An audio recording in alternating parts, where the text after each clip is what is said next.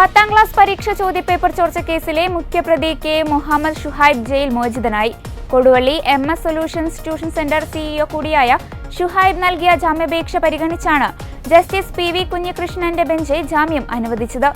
നേരത്തെ ഹൈക്കോടതി ഷുഹൈബിന്റെ മുൻകൂർ ജാമ്യാപേക്ഷ തള്ളിയിരുന്നു. നേരത്തെ ഷുഹൈബിന്റെ ജാമ്യാപേക്ഷയെ ക്രൈംബ്രാഞ്ച് എതിർത്തിരുന്നു. ഇത് കണക്കിലെടുത്ത താമരശ്ശേരി മജിസ്ട്രേറ്റ് കോടതി ഷുഹൈബിന് ജാമ്യം അനുവദിച്ചിരുന്നില്ല.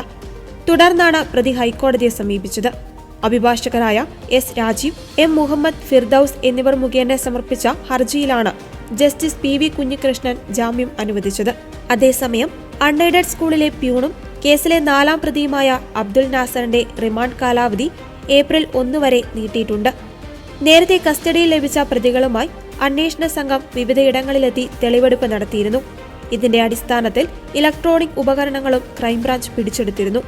പ്യൂൺ അബ്ദുൾ നാസറിനെ മഹദിൻ ഹയർ സെക്കൻഡറി സ്കൂളിൽ നിന്ന് സസ്പെൻഡ് ചെയ്തിട്ടുണ്ട്.